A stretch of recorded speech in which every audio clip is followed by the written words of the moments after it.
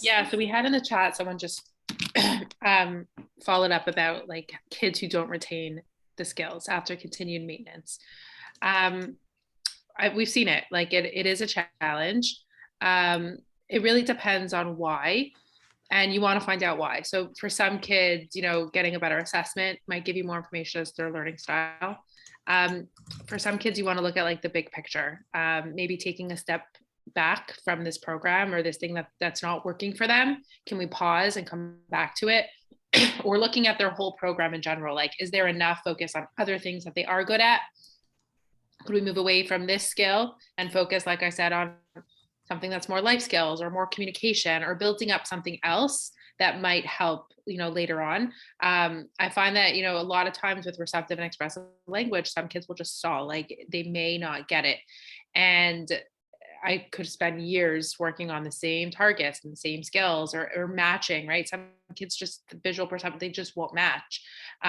So we might just leave it and we may focus on working on matching something that's relevant to them. Like, can they match their lunchbox to the right cubby? Can they match one shoe to the other? Because if one is missing and they need to go find it, could they follow instructions and routines, like teaching them those routines, like figure out what does work for them within the skills they need in their life versus like, this is an ABA skill that I put into a program and you need to master it. So that's kind of what I do, is take a step back and look at the big picture and see what do they really need. Because it's less about maintenance, and it's more about like where is this child going to be in 5 years and 10 years from now, and what do they need to get there.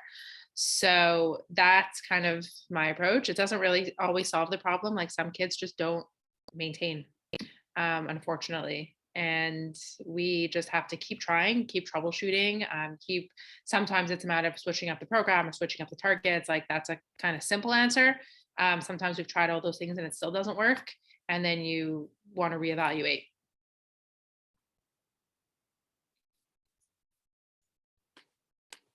And anyone ever have any other good suggestions on kids who don't maintain skills? I've also heard the saying that if kids don't learn the way you teach, you have to change the way you teach, right? It's not really about them, it's about your teaching as well. And some kids don't really understand sometimes the discrete trial, or some kids just need to be taught more functionally, or some kids, if you are teaching more functionally in the natural environment, some kids just need more exemplars and they need the discrete trial. Every kid is unique. But in general, if kids aren't maintaining skills, then it's not functional in their life. So if you look at the skills that a student has maintained, chances are it's because they're using them in everyday life. And you may need to start focusing in on some of that parent coaching piece as well to make sure that the parents can follow through. And I know parents can't always follow through, and it's not always parents' fault, but seeing what you can do from a parent perspective as well, so that it's going through everyday life. Yeah, we've also had to look at, getting their vision checked, looking into other like physiological things. Is there medication that they're on? Are they getting enough sleep? Like, obviously ruling those things out, which usually aren't a problem.